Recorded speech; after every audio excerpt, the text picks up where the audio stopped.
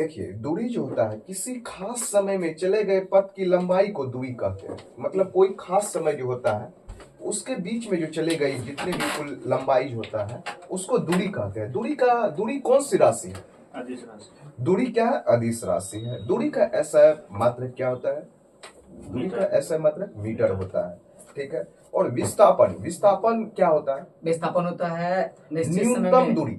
मतलब कोई भी ज्यादा से ज्यादा दूरी ट्रेवल है उससे कोना कोनी जो मारते हैं दूरी, न्यूनतम दूरी जो उसका शॉर्ट दूरी जो होता है ना, सबसे कम डिस्टेंस, वही क्या होता है? विस्थापन होता है। विस्थापन कौन सी राशि है?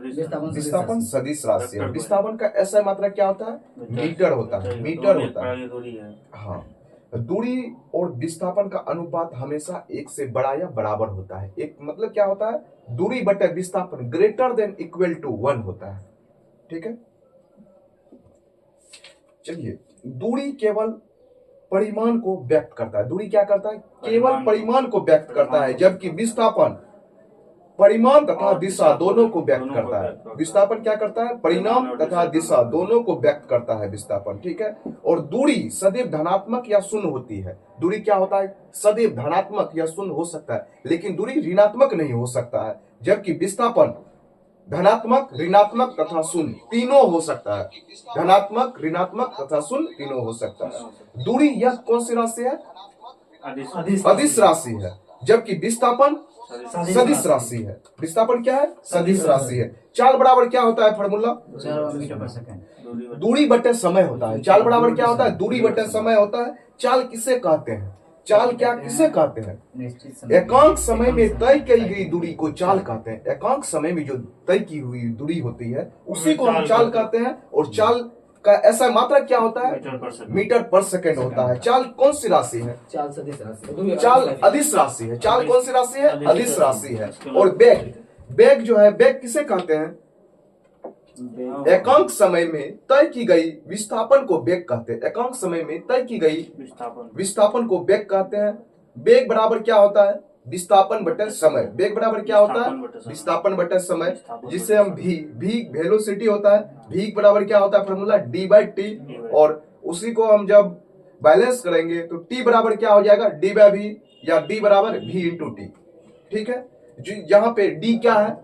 डिस्प्लेसमेंट है। डिस्प्लेसमेंट है। और v क्या है? वेलोसिटी जो वेग है। और t क्या है?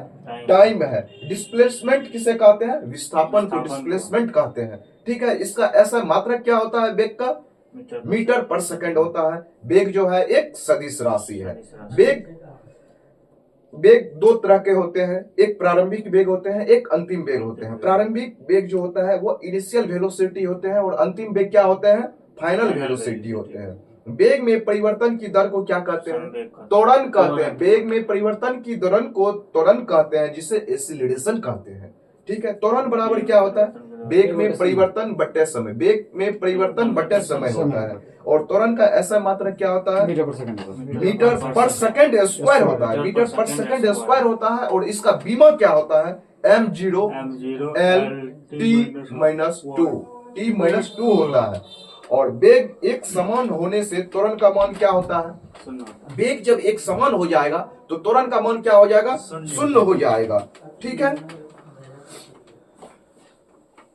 जब वस्तु का वेग एक समान रूप से बढ़ता है तो त्वरण का मान कैसा रहेगा? जब वस्तु का वेग एक समान रूप से बढ़ता है तो त्वरण का मान जो होता है क्या होता है? समान रहता है। त्वरण का मान कैसा रहता है? समान रहता है। ठीक है।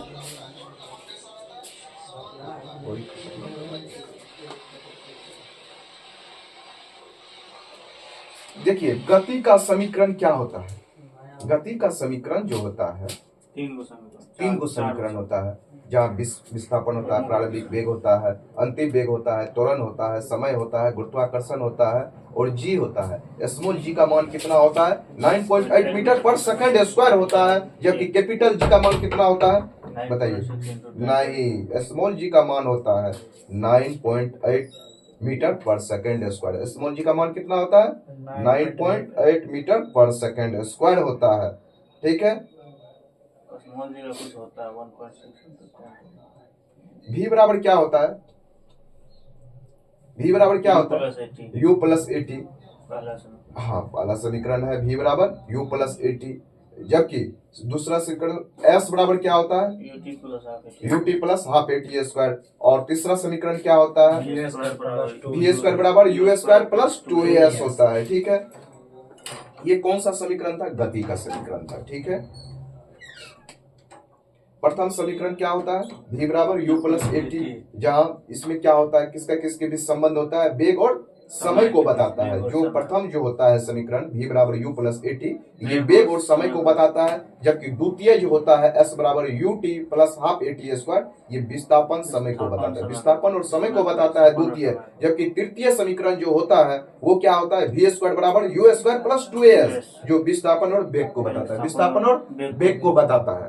ठीक है, वेग बढ़ता है, ठीक है, वेग घटता है, वेग समान रहता है, वो स्थान रहता है, असंभव होता है। स्लाइड कर लीजिए। किसी क्या बोल रहे हैं, 10 को यहाँ पे सुनिए, किसी निर्दिष्ट दिशा में किसी वस्तु की गति को क्या कहा जाता है, किसी निर्दिष्ट दिशा में किसी वस्तु की गति को क्या कहा जाता है, बताइए, वेग कहा जाता है। किसी निर्दिष्ट दिशा में किसी वस्तु की गति को क्या कहा जाता है, वेग कहा जाता है। किसी पिंड का वेग समरूप कहा जाता है जब, किसी पिंड का वेग समरूप कहा जाता है जब वेग का मान और दिशा दोनों नियत होता है, जब वेग का मान और दिशा दोनों नियत होता है। ठीक है, चाल बराबर क्या होता है, चाल और दूरी और समय का सही संबंध क्या होता है, s बराबर क्या होता है, d बाई टी होता है, d बाई टी होता है। तत्कालिक वेग और औसत वेग तब बराबर होता है जब वस्तु कहाँ होता है,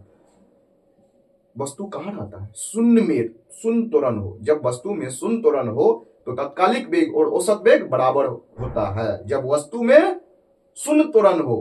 किसी पिंड का विस्थापन समय के समानुपाती पाया जाता है, किसी पिंड का विस्थापन जो होता है समय के समानुपाती पाया जाता है कब, जब पिंड वेग समरूप हो, वेग समरूप, वेग जब समरूप रहेगा तो किसी पिंड का विस्थापन और समय के समानुपाती पाया जाता है। ठीक है, मुक्त अवस्था में गिरते हुए एक पिंड द्वारा तय की गई दूरी समानुपाती होती है किसका, मतलब समझ में आया, मुक्त अवस्था में गिरते हुए एक पिंड द्वारा तय की गई दूरी समानुपाती होता है किसका, गिरने के समय का वेग वर्ग का, गिरने के समय का वर्ग का।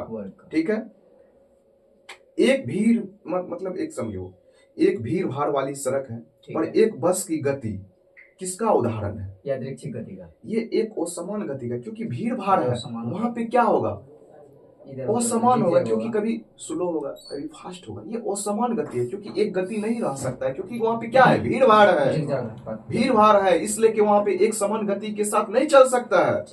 ठीक है, इसलिए असमान गति होता है। यदि वेग समय ग्राफ समय अक्ष के समांतर, यदि वेग समय ग्राफ, वेग और समय का ग्राफ जब अक्ष के समांतर हो, अक्ष के क्या हो, समांतर हो, तो वस्तु क्या होगा, नियत वेग से चल रही होता है।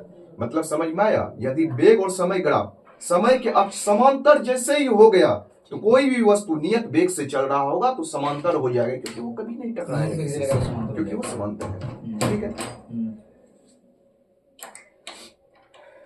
चलिए, गति का दूसरा समीकरण जो है समय के बीच संबंध को देता है, वो क्या होता है, पहला से वेग निकलता है, दूसरा से विस्थापन। गति का दूसरा समीकरण जो होता है वो स्थिति होता है, जो समय के बीच संबंध देता है, स्थिति, कोई भी स्थिति होता है। ठीक है, हाँ, निम्न में से कौन सा मात्रा चाल के साथ इसकी गति निर्दिष्ट करती है, चाल के साथ जो होता है इसकी गति निर्दिष्ट जो करता है वो वेग करता है, संवेग करता है, विस्थापन करता है, बल करता है, नहीं करता है। जबकि वेग करता है, एक निश्चित दिशा में बढ़ रही वस्तु की गति को वैज्ञानिक शब्दावली में किस पद के रूप में जाना जाता है, वेग के रूप में, वेग के रूप में जाना जाता है। मतलब समझ में आया, एक निश्चित दिशा में बढ़ रही वस्तु की गति को वैज्ञानिक शब्दावली में किस पद के रूप में जाना जाता है, तो वेग के रूप में जाना जाता है। वेग में परिवर्तन बटे लगने वाला समय बराबर क्या होता है, त्वरण होता है। वेग में परिवर्तन बटे लगने वाला समय जो होता है वो त्वरण को दर्शाता है। ठीक है,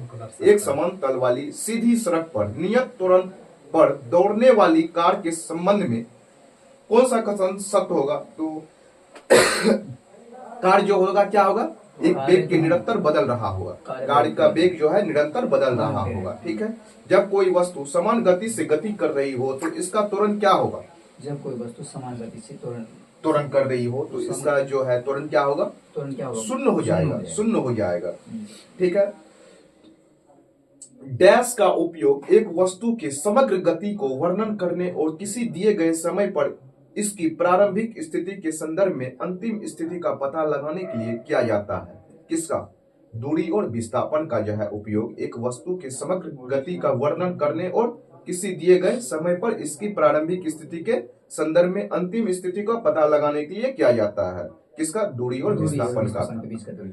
वेग और समय का गुणनफल प्रदान करता है क्या? देखिए, वेग बटे समय बराबर विस्थापन। विस्थापन होता है। वेग और समय का गुणनफल प्रदान करता है क्या? विस्थापन। यदि किसी वस्तु द्वारा तय की गई दूरी शून्य हो तो वस्तु का विस्थापन कितना होगा? शून्य होगा। शून्य होगा, शून्य ही क्योंकि होगा। शून्य ही होगा। यदि किसी वस्तु का दूरी तय की गई दूरी जो होता है वो शून्य हो जाएगा तो वस्तु का विस्थापन भी शून्य हो जाएगा, क्योंकि वो वस्तु तुरंत वहीं पे आके पहुंच जाएगा तो उसके द्वारा जो कार्य जो क्या हुआ वो क्या हो जाएगा? शून्य हो जाएगा। समझ गए? एक वस्तु को ऊपर की ओर फेंका जाता है, कोई वस्तु है उसको ऊपर की ओर फेंका जाता है जो 100 मीटर की ऊंचाई तक जाती है और फिर फेंकने वाले के पास वापस आ जाती है, तो वस्तु का जो मतलब कार्य होगा जीरो कितना होगा? ये वस्तु वास्तविक विस्थापन शून्य हो जाएगा, उसका विस्थापन जो हो जाएगा शून्य हो जाएगा, क्योंकि गया फिर आ गया वहीं पे तो बस शून्य हो गया। ठीक है। विस्थापन की परिवर्तन के दर को क्या कहा जाता है? वेग कहा जाता है। विस्थापन के परिवर्तन की दर को क्या कहा जाता है? वेग कहा जाता है। यदि कोई वस्तु समान समय अंतराल में असमान दूरी तय करती है तो इसे क्या कहते हैं? समान समय अंतराल में असमान गति। असमान गति का असमान, यदि कोई वस्तु है समान समय अंतराल में असमान दूरी तय करती है तो इसे असमान गति कहा जाता है। बहुत ही objective है। जब एक पर्यवेक्षक के सापेक्ष समय के साथ वस्तु की स्थिति लगातार बदलती जा रही हो ठीक है। तो क्या होगा? असमान वेग होगा। वो कहा जाता है कि वह गतिशील है। गतिशील। मतलब जब एक पर्यवेक्षक के सापेक्ष समय के साथ वस्तु की स्थिति लगातार बदलती जा रही है तो वो कहा जाता है कि वह गतिशील है। किसी वस्तु का त्वरण इसके डैश में प्रति इकाई के समय हुआ परिवर्तन है। किसी वस्तु का त्वरण जो होता है वेग में प्रति इकाई समय में हुआ परिवर्तन है। ठीक है। वेक्टर मात्रक, एक वेक्टर मात्रक है वेग। वेग एक क्या है? वेग क्या है? सदिश है। वेग एक वेक्टर मात्रा है। ठीक है। प्रेम के संदर्भ में जो समय का फंक्शन है एक वस्तु की स्थिति में परिवर्तन की दर क्या है उसे क्या कहा जाता है? वेग ही कहा जाता है। वेग कहा जाता है। समय के साथ किसी वस्तु का वेग दिखाने वाले ग्राफ को कहा जाता है क्या? वेग समय ग्राफ। समय के साथ जो कोई वस्तु का वेग दिखाएगा वो क्या कहलाएगा? कौन सा ग्राफ? वेग समय ग्राफ कहलाता है। शून्य त्वरण का अर्थ है क्या? शून्य त्वरण का अर्थ है विस्थापन शून्य है। वस्तु का वेग जो है वस्तु का वेग स्थिर होता है। शून्य त्वरण का अर्थ क्या है? वस्तु का वेग स्थिर होता है। धनात्मक त्वरण का अर्थ क्या है? धनात्मक वेग बढ़ रहा है। वस्तु का वेग बढ़ जाता है। धनात्मक त्वरण में क्या होता है? वस्तु का वेग बढ़ जाता है। गति का द्वितीय समीकरण क्या है? गति का द्वितीय समीकरण बताइए। अभी बहुत बताएं आप लोग भी कमेंट करें गति का दूसरा समीकरण और पहला समीकरण और तीसरा समीकरण, जितने भी देखने वाले हैं सारे कमेंट करें। क्या होगा? S बराबर क्या होगा? ut plus half at square होता है। शून्य से स्वतंत्र रूप से गिरने वाली वस्तु में कौन मतलब इसमें कोई कैसा त्वरण होता है? शून्य से